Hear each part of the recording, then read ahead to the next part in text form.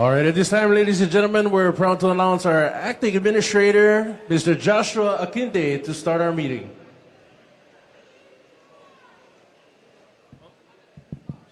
Aloha and good evening, everybody, and welcome to our weekly Lahaina community meeting. My name is Josh Aquindi with the Maui Emergency Management Agency, and I just really want to thank you for your time and your presence here, where we, as the County of Maui and all of our partners involved, get to share our latest updates with you on what's going on in West Maui. So just thank you for your time and your presence tonight. For tonight's meeting format, it will be the same as all previous meetings. So you're going to hear from a slew of presenters in different departments on those latest updates. And then after those presentations, we will have each speaker sticking around at different parts of the room, and we'll be available to answer any questions you may have. As for the agenda tonight, you will be hearing from our Mayor, Mayor Bisson, from the Mayoral Advisory Board. You'll be hearing from me again for a quick MEMA update. You'll be hearing from the Department of Education. You'll be hearing an update on the right of entries. You'll be hearing from our U.S. Army Corps of Engineer partners. You asked for it, you'll be hearing on permitting tonight, as well as from the Department of Health, as well as our Federal Emergency Management Agency. So without further ado, again, thank you for your time and presence. I'll turn it over to Mayor Bisson. Hey, aloha everyone. So before we get started tonight, I wanted to mention or point out Daryl Oliveira, who is here with us tonight. He has been guiding us throughout the right of entry and throughout the, really since late August when he came on board as acting interim administrator for MEMA. And of course, he's returned. His contract was for a certain period, 90 days. And he's back from Hilo today, again, to help us wrap up this portion. I wanted to give him a few minutes to address you. We hope he'll be back every Wednesdays. We're going to hire him to just come back to help us with some of these things. Tomorrow in particular, he and a team of folks from throughout the state will be holding the assessment of the finalists, the 5 finalists for our MEMA administrator position that is still vacant. So he'll be heading that up. That's one of the reasons he's here with a team of folks. We started, I think, with 16 applicants, and that was narrowed down to 5. And so we hope by early next week we can get a decision to you folks about who will be our next administrator for Maui County. So I wanted to give Daryl a few minutes to speak, and then I'll come back and turn it back over to Josh.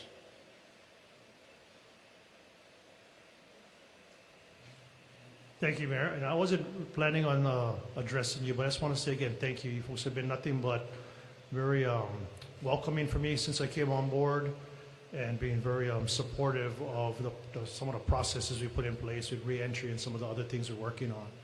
As I mentioned at one of the other meetings just before I left off my contract, was that Josh Akinde, who is with our MEMA office, would be stepping in and in charge. And as the mayor pointed out, we had started a recruitment. We have applicants which will be running an assessment center. So it's a battery of exercises and scenario type events specific to some of what happens in Maui to help identify a candidate that we can make a recommendation to the mayor for consideration and filling that position.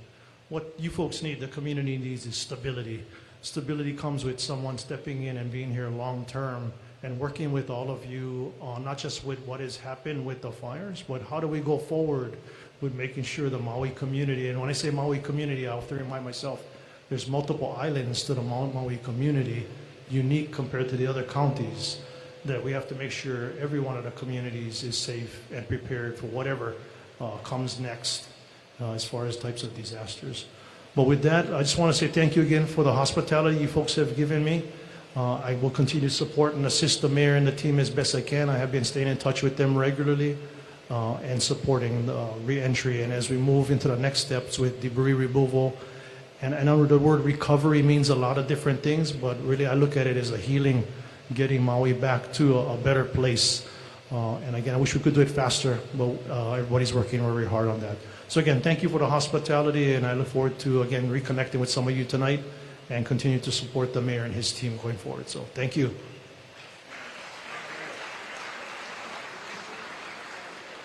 So we had planned to give this plaque to Daryl last week, but typical Daryl Oliveira, he didn't make it over last week, Wednesday, because of his 3 grandchildren that he that took ill, and he had papa duties, and he was watching them and getting them to the doctors. So it reads quite simply, Daryl Oliveira, on behalf of the people of the County of Maui, we offer our deepest appreciation for your inspiring leadership and unyielding aloha for the well-being of our community. With humility, compassion, and courage, you've helped Maui in profound ways, and we offer our heartfelt mahalo nui loa for your dedication and efforts during the aftermath of the August 8th, 2023 historic wildfires. A small token of our appreciation. Another nice hand for Daryl, please.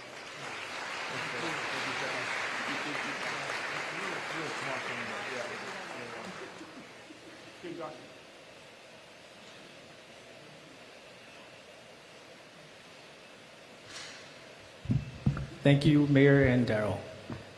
Just to elaborate on our BIMA end, Daryl wrapped it up. And I want to thank you for your support during this reentry process. We never really quite touched on what that recovery piece is and what that transition really means. And what that really means is keeping our Lahaina folks in Lahaina, keeping you and getting you back to your homes, and keeping your roots here. That's what it means. So we're going to start that healing process now. So that doesn't mean just because reentry is complete that MEMA is out of the fight. We will still be here for you. We're going to still stand firm with you with what you need. We're going to make sure that these ongoing operations that are happening around the community are still tracked. That will be us for now. And we'll make sure that you have all the resources and information you need. As we usher in the new administrator, we are still improving a lot of our processes, getting all these projects done so that they have a firm ground to stand on when they're here.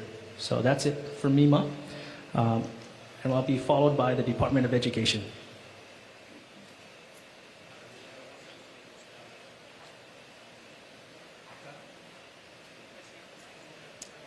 Good evening, everyone.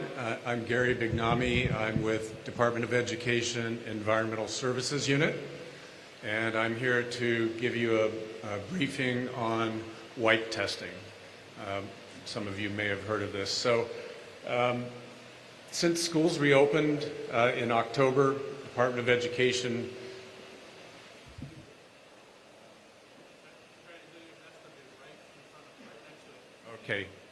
Department of Education continues to monitor conditions to ensure the safety of students and staff. In addition to air quality monitoring, we've also hired a contractor to conduct biweekly wipe sampling to test for any particles settling on surfaces. So wipe tests are a standard EPA method for clearance testing after lead paint abatement. And in this situation, I was trying to think of a method where, besides just the particulate matter sensors, we might be able to detect if, dust is settling that has any metals in it that would be maybe below the detection of the air sensors. So that was the basis for why I chose to do this. So we're sampling every other week in 3 classrooms at Princess Nahi'enaena Elementary and Lahaina Intermediate. Each cycle we do a different set of classrooms, and we're also taking a sample in an outdoor location at each school, such as a hallway or a sidewalk. And lastly, we're also collecting air samples to measure for asbestos fibers. So far, we've done sampling on October 6th, October 23rd, November 6th, November 20th, and December 4th. The next cycle will be this coming Monday, December 18th, and then we'll resume sampling after the holiday break on January 8th. So the wipe test process, it's an analytical method, has a detection limit of 10 micrograms per square foot. And you probably can't see this very well, but this is literally what you do. You tape off a square foot area, and then you use a specific type of wipe, and you follow a specific procedure on how to wipe that area to collect all the dust out of that square foot. And normally, you need a certified lead inspector to do that test. And our contractor is certified.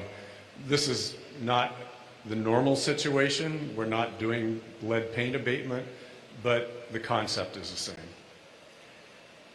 So for floors, the clearance level is 10 micrograms of lead.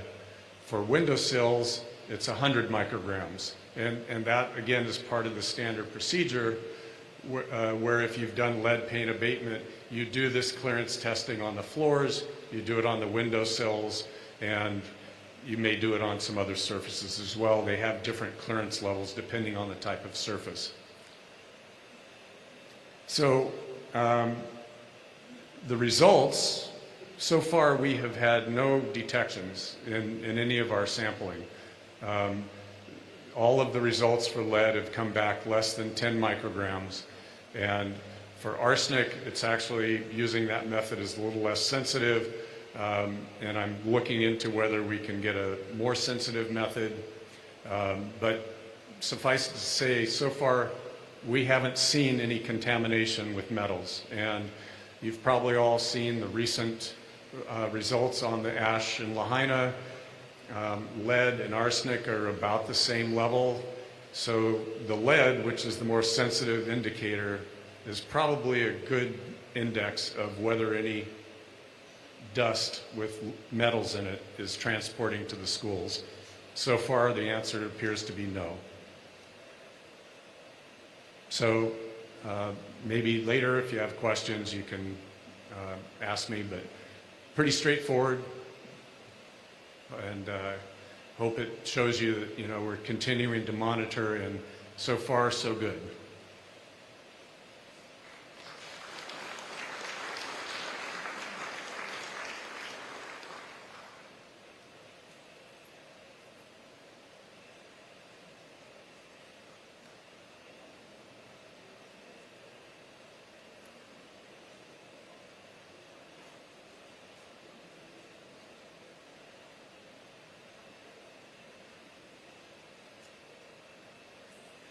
Good evening. I'm Erin Wade with the Department of Management. I've been assisting with the debris removal outreach, and just to summarize kind of where we are right now. So if you're thinking about debris removal for your property, the first step to sign up is to complete a right of entry.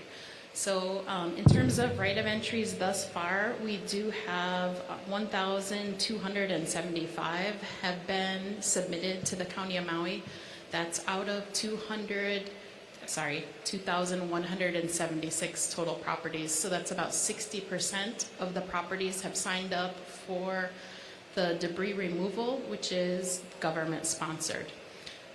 We do know that you may have questions about what are your options and how should I evaluate the best way to go about this. I have asked to come tonight Nestor Ugale from Mayor's Advisory Committee, who's been kind of looking into this, and he's going to share a little bit about what he's learned.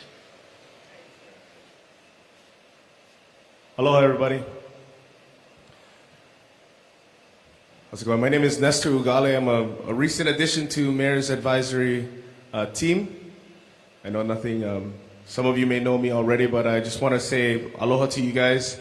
I think being a new addition to this team, I think the way I interpret it really is to bring a little bit more of depth to the community, or representation, if anything. There's no true way to really get every single person in every discussion. We all know that to be true.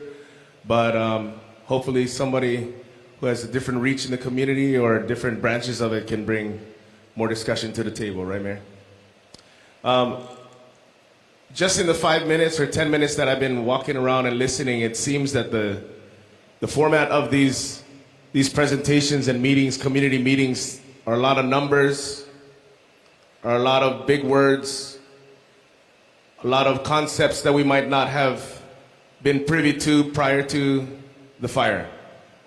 I'm sitting here listening to it, just as dumbfounded almost by all of it, and trying to make sense of it all, right? I guess when I spoke with Aaron for the first time yesterday in depth, right, for a little bit to understand what it is, where we're at with her portion of the recovery and things, I asked some fairly basic questions maybe, but they were questions that were rooted in objection, rooted in skepticism, and then in reality also, right? And I think when it comes to the topic of rights of entry and what does that play in the puzzle of what it is to recover and rebuild, I think it plays a fairly large role, right? When you're talking about 2,100, here's the numbers, 2,100 properties, and about 58% of it was completed. You still have the remainder, the 42% that have yet to either go through the process. I guess in my line of questioning with her was that percentage is what could potentially either cost more in money and time, but also prevent us from moving to the next step as a community. And I think these are the things that I'm stepping into this role, I guess you could say, or this position, or this vantage point. And I'm trying to bring that to where I'm at and to communicate that to all of you, right? And so I'm here really as an extension of everybody for whoever we can talk to and try to understand those things. There's many things from scope of control to cost to timing, all of these variables to it. But I think we've done a good job, you guys, as far as from Jeremy's, live streams and getting his whole neighborhood to sign up for the right of entry. We're at that point where it's extremely granular now, where you have 1 or 2 or 3 particular houses on a block that have yet to make that decision or come forward or we haven't gotten hold of yet. And this is where it's the government or the county and the powers that be have done a lot of what they can as far as communicating to the community. And now we got to put our work in and talk to the ones and knock on the doors and call the people.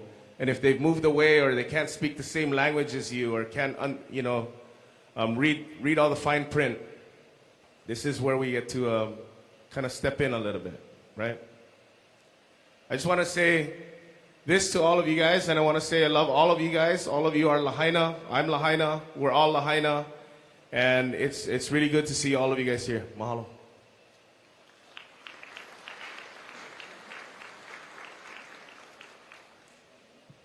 Thank you very much. Next, you will hear from the U.S. Army Corps of Engineers.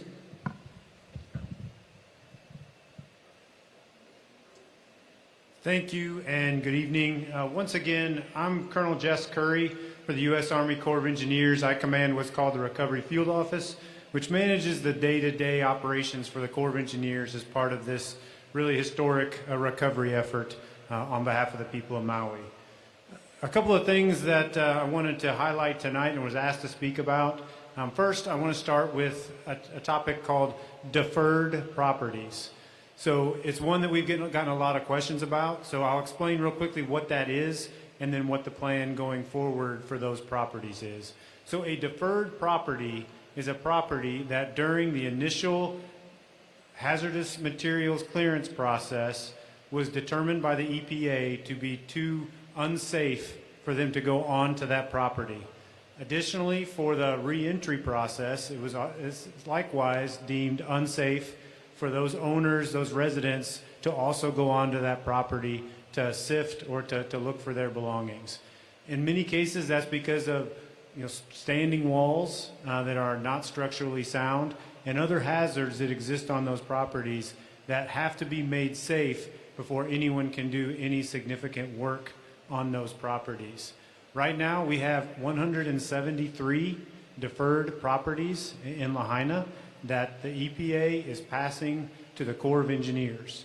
So what the Corps of Engineers is doing is we are completing our plan to go in during what's called phase 2, which is the next phase of major debris removal, and to start with those properties by making them safe. So there will be a contractor doing an element of the minimal demolition necessary to make those properties safe and removal of any hazardous materials that the EPA was unable to remove. At that point, we are working with the county to develop a plan to enable re-entry, similar to the other properties that were able to go onto their properties because those properties were safe. A window after the hazards have been removed for those owners and residents to go onto that property and look for their belongings, to spend that time necessary to address what they need to before we start the actual full-scale debris removal on those properties. So that is a plan that we are continuing to work with the county. I can tell you that from the Corps of Engineers and from the County of Maui, fully committed to providing that opportunity for those owners, those residents, to have that time on your property before the bulk removal of debris begins. So as that plan takes shape, we will continue to communicate with you and announce that in this forum, as well as in other communications methods, to ensure that those owners know exactly how that's going to move forward. The next topic I wanted to provide just a short update on is the debris removal process itself. So the Corps of Engineers in Lahaina is still in phase 1, which that entails the initial assessments of all the properties throughout Lahaina in order to scope and scale the phase 2 work coming forward. So that is just greater than 90% complete for all properties throughout Lahaina. What that does is that gives the Corps of Engineers and our contractors the information that they need to know what they have to watch out for, what to be able to plan for at each of these properties when we have the rights of entry and can start that debris removal in the next phase. So one of the things that is crucial to that is the ability for them, and our cultural observers, archaeologists, and architects are part of those teams in order to look at these properties and ensure that we know what's coming and we know those aspects of your properties that from that initial assessment can be deemed as sacred or precious to you, your communities, and your families. The next piece, and it leads right into, really, you've already heard some discussion of rights of entry. So a couple of the dynamics of the rights of entry. So the county, as was communicated to you just a bit ago, is receiving those rights of entry. They are coming in, and as they receive them, they are working through and then transferring them to the Corps of Engineers at a pretty quick pace. As we receive those, what that enables us to do up front is to get our more in-depth archaeologists on site to do those assessments. We can't do that until we have that right of entry. Again, to determine those sensitive areas that we have to take extra precaution for when we're doing debris removal.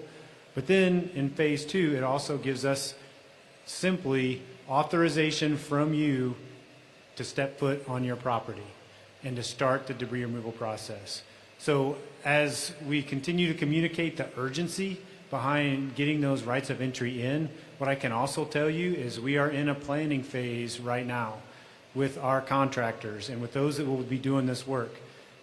Those rights of entry, as they come in, will help develop that full picture for us as we make those plans and determine, in accordance with the county's priorities for life and health safety, environmental safety, and other areas throughout Lahaina that we need to focus on initially. But again, it provides us a more complete picture that enables those plans to be made and ultimately will enable us to hit those particular neighborhoods that are as complete as possible. As you can imagine, anyone doing this type of work will focus on those complete neighborhoods initially, and we'll work through those properties. What I would say is that, again, it's not going to be a perfect process. We recognize that from the beginning. But again, those rights of entry received as early as possible will enable us to focus our efforts in those areas with the highest percentage of approvals, again, for us to go onto those properties. Finally, I want to mention just real quickly that in addition to the debris removal, the Corps of Engineers continues to work to complete the King Kamehameha III temporary school near the airport. That continues to move forward on schedule. In addition to the folks that are here tonight to talk to you about and answer your questions about debris, we also have folks from that project that are on site as well, and they're over here to your right, my left. I'll ask them to wave their hands. And they and myself will remain here tonight as long as necessary to talk to you, to answer your questions. You can go over there. They've got the plans for the school so you can see how what the layout is, but also ask any questions and ultimately help us answer your concerns and to help build trust for what we're going to do over the next couple of months here in Lahaina. That's my update for you tonight. I'll just end by saying, what a privilege it is to get to be here and to be a part of this, and how thankful we all are for the aloha that you show us every single day as we try to do this work. Next, I want to introduce Jordan Molina from Maui County as your next speaker tonight.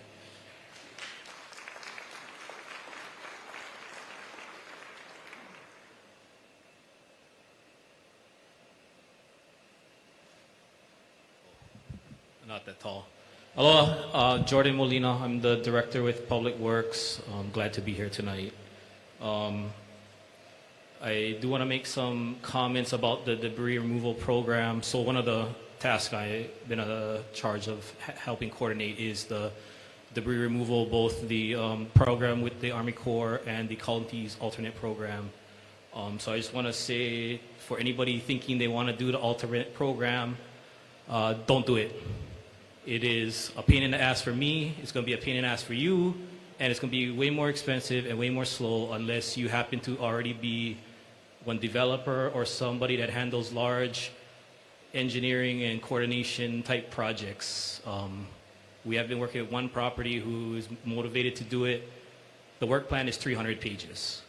And I think they have over a dozen consultants and contractors that are required to participate in all the various requirements to put a plan together. So that's just my plea to you. Please sign up for the right of entry program, because it will not be fun to try and get your approval through the alternate program. All right, so I came here tonight to speak to you folks about what the permitting process looks like for when we can finally start rebuilding. And so recently we put up a list of frequently asked questions. They're available on the mauirecovers.org site under the permitting section.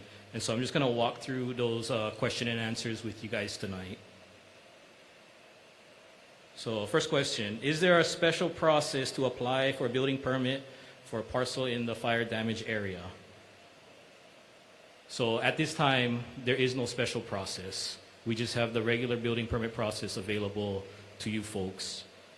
However, the county is developing an ordinance that we plan to take to council before the end of the month to establish a separate process, more expedited process, particularly for the fire-affected parcels. And so that effort is underway. We currently have an RFP out, request for proposal out, to hire a consultant that can operate this emergency permit center, and that way they can focus exclusively on your guys' properties for your rebuilds. Next question. When can I submit for my building permit? So again, right now, you can submit today. There's no prohibitions on submissions. Just be advised that if you submit today, you are going to be in the regular process until such time that we have this expedited process established and up and running. Tentatively, just based on how long it takes to hire people at the county, we're hoping to have this separate office up and running by sometime in March of next year.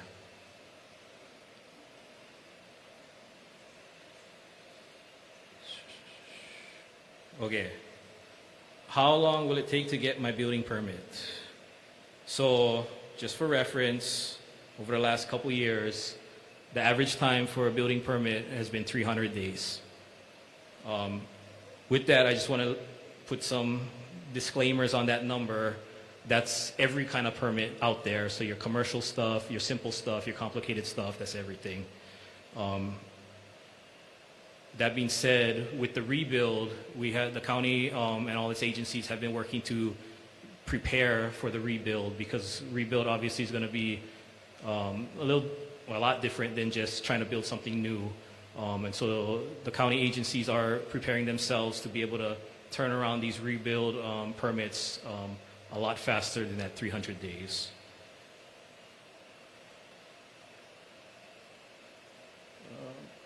Then just another note on the permitting is that pursuant to Ordinance 5562, which governs the debris removal, you cannot get a permit issued to you until you complete your fire debris removal, and that needs a certification.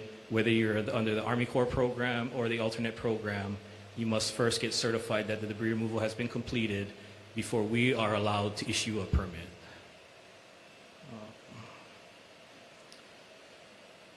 So the next question is whether any fees will be waived for the building permits. At this time, there is no proposal to waive any of the building permit fees. The main driver for that is we want to remain eligible for FEMA reimbursement for any activities we do as part of this recovery effort. And by waiving fees, that's a signal to the feds that we don't need their help.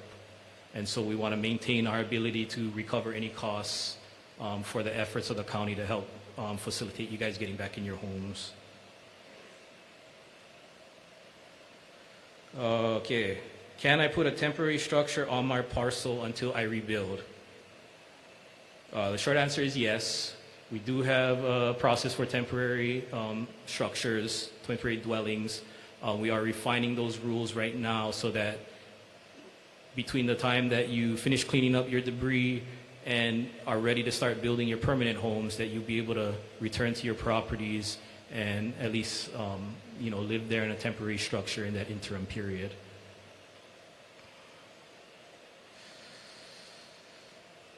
Okay, when I'm rebuilding, what building codes do I need to comply with? So we're going to require you to come up to the current building codes. No exceptions on that.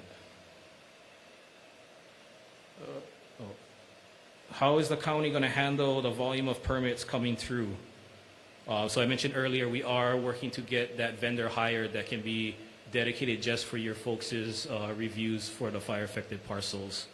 So you don't have to wait in the line with everybody else. You guys will have priority reviews through this emergency permitting office that we're working to stand up.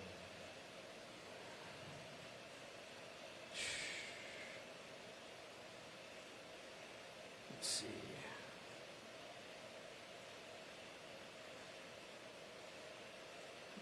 And then the last, skipping over a couple because they're kind of more specific. I don't think they'll apply broadly, but and this one may. So if you've recently built your home, and recently for us is being 5 years prior to the fire, we are going to consider reissuing your building permit as a way to expedite the rebuild for those more recently built homes. Because we feel that within that time period, we don't have to really be concerned about rechecking everything that happened for those recently built structures. So that's all I had to offer tonight. Thank you guys for attending tonight. Aloha.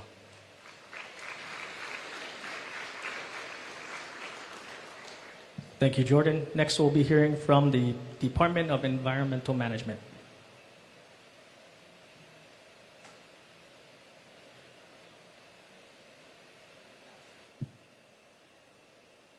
Good evening, everyone. My name is Shane Nagawa. I'm the Director of Environmental Management. For those of you who was here last week, please bear with me. I do not have any major updates from what I reported last week, but for those of you who did not attend last week, just to give you an update on wastewater. So the primary goal for us in wastewater was to get the trunk line in Front Street up and running again. So that starts from about Mala Wharf, the pump station there. Our internal crew is working to damage assess and repair the line along Front Street moving south. We are also working with EPA to get us some assistance in doing line clearing to help us with our damage assessment for 95,000 lineal feet of sewer line in Lahaina. How this relates to most of you is we need to get the wastewater up and running for when you guys rebuild and return to your lots. We cannot do that until we clear the lines to see what kind of damage has been occurred in our line and work on repairing that. The other issue I gave an update on was Wahikuli area. We are continuing to work with EPA in supporting us in getting Wahikuli sewered. Apologies. There were questions about what if I have a septic tank already, or what is the timing of this sewer line coming in, because I want to know if I want to change to septic from a cesspool. The timing we don't really know. It's basically how fast EPA can work with us in getting the support we need. It's a project, it's a huge project that our team, our internal team, cannot do alone. But if I have more information in the future, I'll update you in these meetings as far as how Wahikuli is moving along. As far as what Jordan mentioned about people having questions about having maybe temporary structures on their lot, wanting to get back on and maybe have a little house, a small home or something. So in regards to wastewater, what we're going to require you is to have someone certified that the line from your home to our sewer line in the street, once that's deemed up and running, you have to certify that your sewer lateral is not damaged. If it is damaged, then you would need to repair that, and then you can tie into our sewer line once we clear the use of that sewer line in the roadway. The other portion of our department is on the final disposition of the debris. As I mentioned last week, we did have a scoring criteria of different locations that we looked at for the debris. We shared that with you. We have that in the back.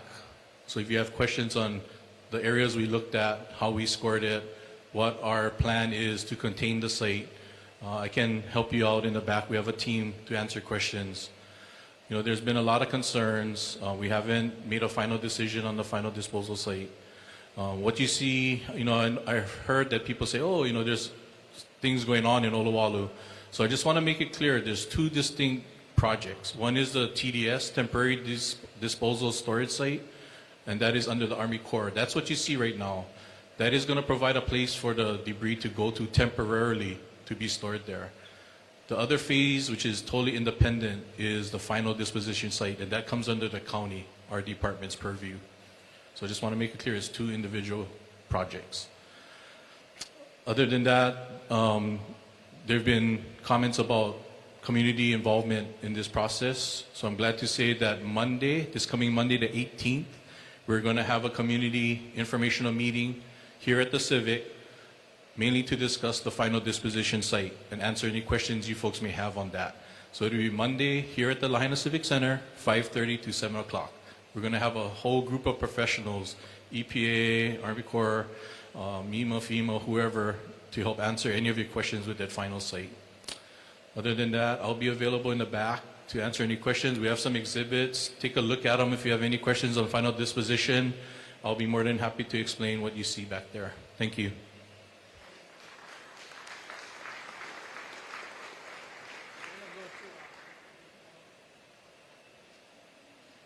Next up, we'll hear from our Department of Water Supply.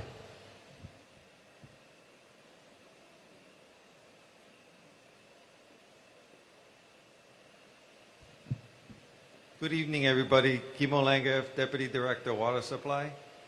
So where do we stand today? Well, I know you probably know we cleared Area 1, Area 2, Area 3A, and 3B, all amended, all water drinkable. We are now trying to finish up 4A, 4B, 4C, and 4D. So 4A is Opukea, 4B is the area behind Gateway, 4C is Cannery, and 4D is Kahoma. I know a couple of, maybe 3-4 weeks ago, I said we were hoping to be done about that area by this time, but it's taking us longer than we anticipated. There's a lot more service laterals for the burn structures in those areas that we got to get through, and it's kind of taking us a little bit longer. Sometimes we can't get to a service ladder because of debris, so we need to, remove debris and then go and do the service laterals. One thing has come up, we tried to consolidate the area, make it smaller so we can get through it quicker. So we're now able to do that. So hopefully by the end of December, first week of January, that whole area will be amended and the water will be drinkable. We are currently putting water back into areas that have not had water before. So right now, we have water into the Wahikuli area. The water is still not drinkable, and we're going to be starting our process of flushing, testing, sampling, cutting contaminated service laterals. We also have water in the area below Kanakea Loop down to Kelawea Street. We also have water going down to Puamana.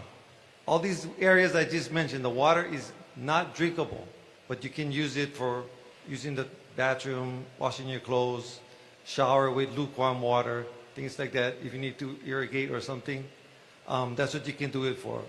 We still need to get through, and we're going to be doing the testing, sampling, flushing, and if we, like I said, we get contaminated service laterals, we will have to remove them. That's all part of the process. So that's kind of where we stand right now. I'll be here if anybody has any more questions, and thank you.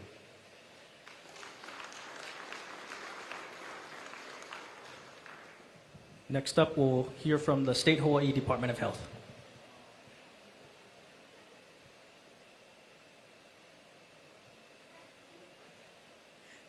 Aloha. My name is Kathy Ho. I'm the Deputy Director for Environmental Health. Last week, I reported that we had received the Lahaina ash sampling results, but we had still needed to analyze it. We did analyze it, and we put it on our website on Sunday, so it's there if you want to look at it. Just briefly, though, by comparison, there's a difference between the Lahaina ash and the Kula ash. So, for example, the arsenic in the Kula ash was 100 times our action levels. And what that means is that if it went above a certain action level, which in this case arsenic is 23, the Department of Health would take action. We would do further investigation. The Lahaina ash, by comparison to Kula, was 11 times our action levels, as opposed to the 100 times for the Kula. And lead was 2 times our action level, and cobalt was 5 times. So what that means to me is, so you can review all of our data, it's on the website, but your greatest risk is really if you ingest it, so it's by ingestion. We caution you, if you're gonna go into the burn zone or be subject to the ash, please wear proper precautions. The other thing I've always talked about was our air sampling. Currently, we have 2 teams on island that is installing Purple Air and EBAMs. Last week I reported in Kula there were air samples taken from November 10th through the 15th. We have further air samples taken and the results were from the 11th to the 22nd. The air samples in Kula revealed that there was no asbestos and the heavy metals were very low, below our site screening action levels. To date, we have 58 purple air sensors, 32 in Lahaina, and 25 in Kula. So we are still going to be putting up further purple sensors around the burn zone. As I reported, I don't know if you remember, but as I reported, we had encircled the burn zone up in Kula in part to determine whether the Corps of Engineers dust mitigation was effective, and we found that for the most part, the purple air sensors were all green. It was only in instances where someone was smoking meat, as I reported last week, and their fireplace was on, and someone was doing chipping. So we continue to ask you, if you are interested, to please look at the fire.airnow.gov to determine, to see what the purple air sensors are doing in your neighborhood. Right now I'm going to call up Dr. Livaday, he's the public health part of our DOH.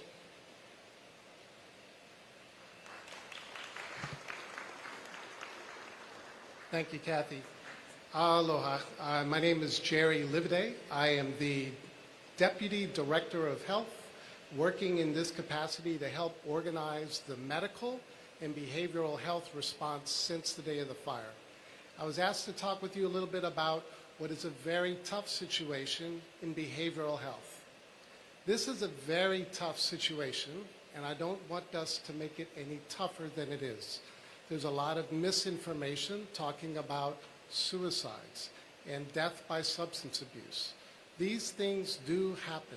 They have always happened, and they will continue to happen. But the data, the facts are that the suicide rate up through November has been the same. So has the death by substance abuse. It's the same rate that it has been. It varies month to month, but it hasn't really bumped up.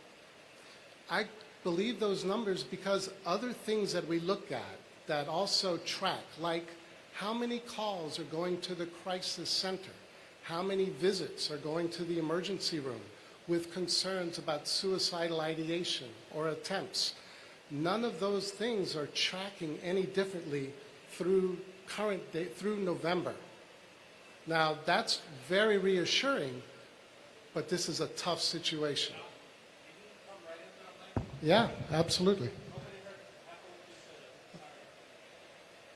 Okay, Zeke. Should I start over, guys? All right. I'm sorry, but we'll start back over. I just was summarizing that I'm helping organize the response, the medical and the behavioral health response to the fires. And in that regard, the behavioral health response is a very, very tough situation.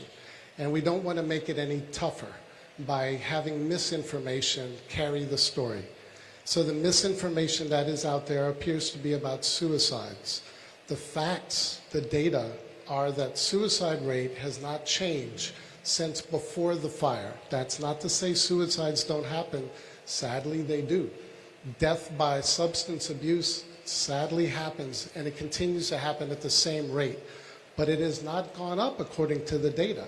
I believe that data because other things that we look at track very similarly. Things like how many visits went to the emergency room for suicidal ideation or attempts or severe depression or anxiety. Those things do happen, but they have not jumped way up like we feared it might, honestly. Calls to the crisis line, the Hawaii Cares number, similarly have not gone through the roof. So that's very reassuring, isn't it? But this is a really tough time. And the data is good through the end of November. We're entering into almost 5 months now, right, of this situation.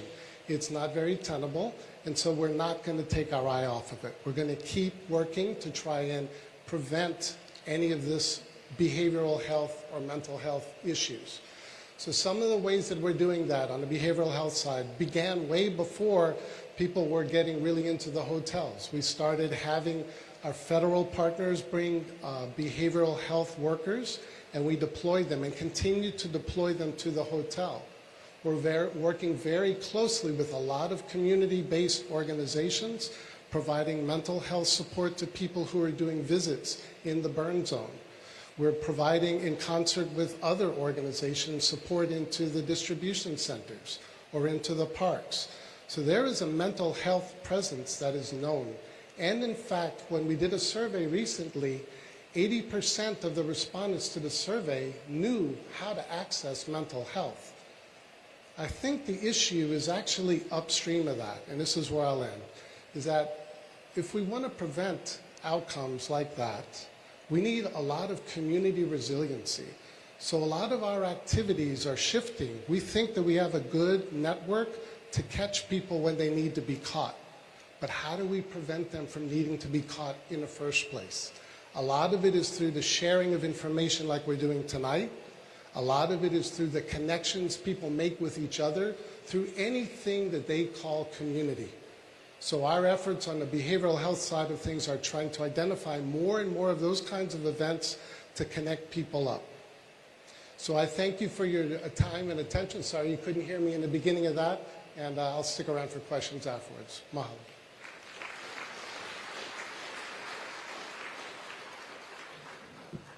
Thank you. Next, we'll be hearing from FEMA.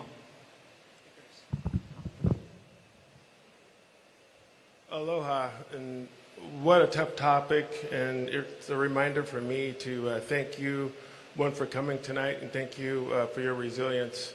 It's important for FEMA that we get it right. We can't get it right without community input. 3,000 families so far have been displaced, over 2,600 remain in hotels. As we've mentioned before, hotels are only a quick stay. Our goal truly is to get you into longer-term housing. With that said, on Friday of last week, Mr. Fenton, myself, and the FEMA staff held a meeting with a lot of property owners here on Maui. We know that there's over 13,000 vacant short-term rentals here, and our goal is to get with those property owners and make at least 3,000 units available for the displaced population. So we continue to engage with property owners to ensure that we provide longer-term housing for you.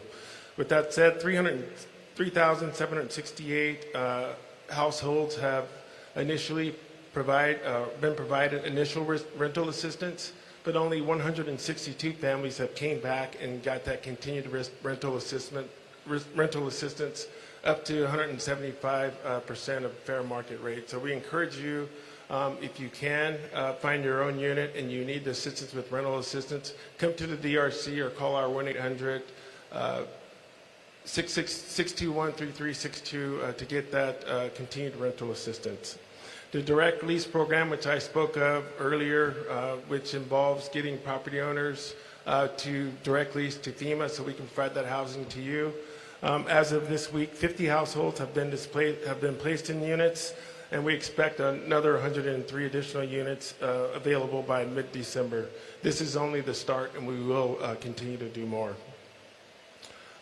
We do, as Mr. Fenton mentioned at the last meeting, there's a potential that if we don't find additional units that we'll have to do group sites, and so our staff continues to get information related to group sites.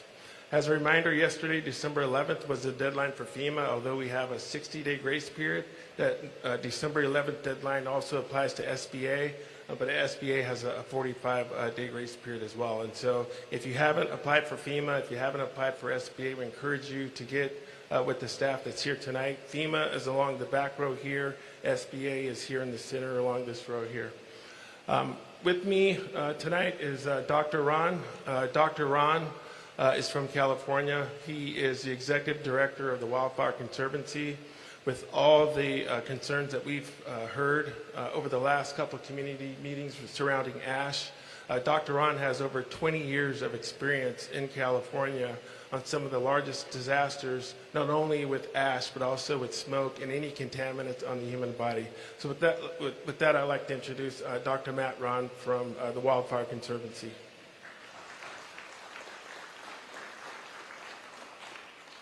Well, thank you for having me out here. Like Curtis said, my name is Matt.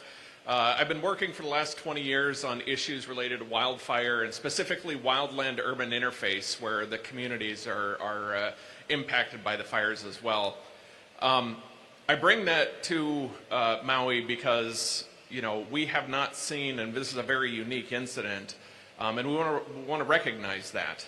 I was brought here, I was provided a ton of data from Department of Health, provided with all the information we needed. I work with a number of nationally recognized experts as well who do cancer research on fire risk and contamination, toxicologists, public health experts, and experts in water quality and air quality as well. And then I work a lot in the decontamination and ash.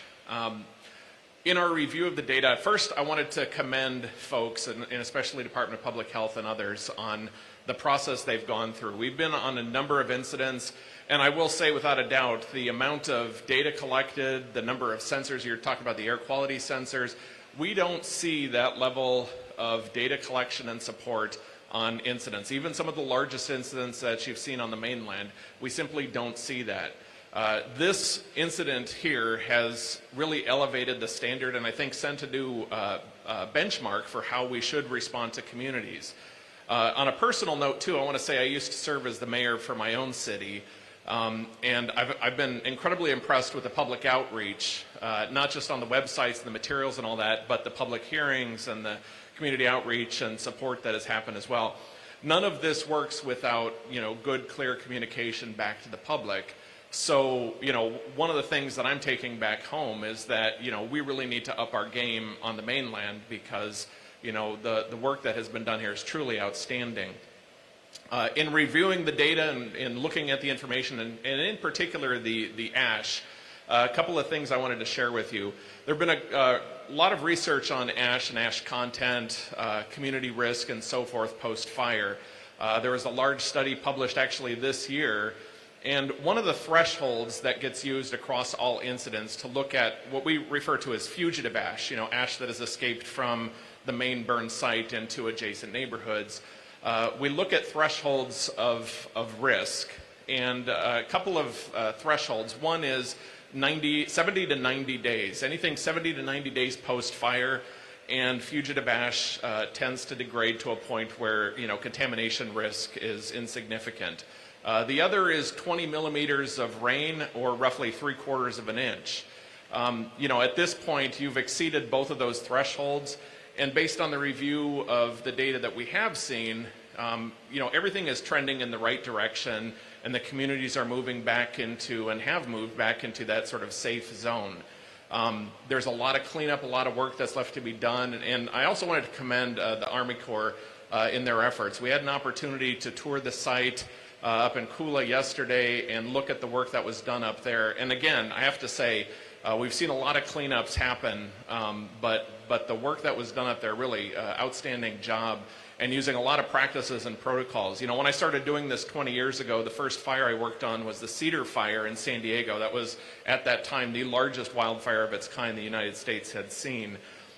We have learned a tremendous amount in the last 2 decades, and it's nice to see that you've taken it even a farther step here to help protect the community. I'm here to help answer any questions you have. I'll stay as long as you like. I think I'm going to be standing somewhere over there. Again, just appreciate the opportunity. One other thing I was mentioning to Curtis too, so you know, our organization is a nonprofit research institute. We don't get paid to come here. We're not consultants. We're not paid to be here. We are here because we volunteer our time to communities, especially for disasters like this, to help you understand and provide, that outside sort of independent perspective. And with that, thank you all for having me here, and I'll stick around as long as you need.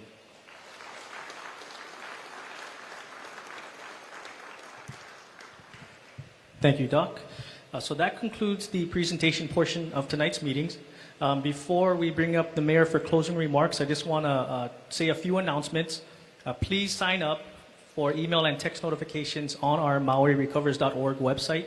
It is our county's trusted website for all updates on all aspects of the disaster, from debris removal, mental health, financial support, and going into meeting reminders. There is going to be a long-term recovery. It's a formation meeting this Saturday. You need to sign up for it. For more information on how to sign up, please see Carlene in the back there. She's waving her hand. Also, there's going to be a community meeting on Monday, December 18th at 5:30 here at the Civic Center, specifically on the topic of debris removal. And then for the holiday period, just to let you folks know, we want to take a break with the community meetings to give you folks just a pause and some time to reflect with yourselves and your families. So there will not be community meetings on December 27th and on January 3rd of the new year. Again, thank you for your time and your presence, and calling up Mayor Bisson for closing remarks. Okay, I just wanted to say thank you to all our speakers who, in addition to their day jobs, have come out here tonight to be of service and of information. I hope you folks find this format to be productive. I know we've done it for a few weeks now, and you come here and you listen to a lot of folks speak. We know you have questions. Most of your questions are individual and unique to your situation, which is why you're given the opportunity to speak with the group you need to speak with about your particular question, so we can get through as much information as possible in the evening. We do these every Tuesdays up in Kula, every Wednesdays here and we have some other meetings that we set from time to time. So again, I hope this format, which was kind of an experiment at the beginning, has now become the format we've adopted. So I hope it's okay that it's mostly us talking to you folks. I want to encourage, I think, two things I want to leave you with. The first is, and I'm glad we got some information from Dr. Levade about the mental health situation. We believe at the county and administration that that's our number one concern right now for our folks, is mental health, mental wellness. And we know that that comes from the uncertainty of housing. And that's why that's right up there, 1 and 2, very close. The housing piece is also something else we're trying to work very hard at. There are a lot of different things. Not one remedy is going to solve this. We're going to come at this from several different. So if you hear different programs and you think, well, I thought they said it was this one, you're right. We did. We said there's this one, there's this one, there's this one. There's probably 4 or 5 that we're going to come at because it's going to be different for everybody's situation. And then lastly, I just want to encourage those of you who have concerns about the debris, the final debris placement. I'm just going to say this, we're not going to take a vote, but we would like for you to give us feedback. Early in this process, I was under the belief that the community of Lahaina wanted us to keep the debris and the remains of those who have passed in Lahaina, or at least on the west side. Now, I don't know if that was 10%, 90%, or somewhere in the middle. But if you can figure out a way to get that information to us so we can have the most current and accurate information as possible. Because it was off of that that some of our pursuit began. If that's not the case, then please tell us. Because the option that we have been leaning towards or that we're offering you, please look back at all the options we considered. I don't know, were there 6 sites, 8 sites? Whatever sites we developed, some of folks think, oh, you only went to one spot. We didn't do that. We looked at all the possible places. Now, this is while we're working with some urgency, and I'm glad Dr. Ron cleared up some of this, but the urgency of trying to get this debris off of the land, out of the air, not in the water, and buried and put away someplace, not to risk anybody who's here, not to put anyone at risk in Lahaina. Now, the concern is, well, wherever you put it could have risk for future generations. That's correct. It could. We can only use the best science we have now and the best technique and the best equipment we have today. But our big concern is protecting you folks right now. So please take that all into account when you check out and ask the questions, ask the hard questions. We've been getting great questions from Jeremy, great questions from Keahi. Everybody's offering us great perspective. But please don't let us leave here being misled as to what you want, because if the choice is to put this debris somewhere else, it will be mixed with other waste. We were trying to do something separate where the only thing that would go into the ground in Oluwalu would be the debris from Lahaina. But if our choice is to perhaps go back to Central Maui landfill, then it will go with all the garbage that goes into Central Maui landfill. It won't be separated. I don't know how sensitive, you come in the back, we'll talk to you about that in the back. I don't know how sensitive everyone feels, because maybe we're only getting a taste of what some people want and not all. So to the extent you can come up to me, come up to any of our directors, any of our people and say, just kind of give us a sense of what you want, because maybe right now we're dealing with misinformation. But that was a big part of it, our urgency of getting it off of the ground and not into the water, and the options that we have available on Maui. So I just wanted to leave you with that. Please come on Monday so we can have a really robust discussion about the views people have, and we'll have people that can present on that day, and we can talk about it more. This is a very important subject, but we don't want this to hold up our cleanup, our debris removal, and our storage. So this is all important to all of us. I didn't want you to think we were trying to gloss over that. All right, thank you everybody for coming tonight. Please stick around. We have all the different folks that are here for you. All right, thank you. Aloha Lahaina.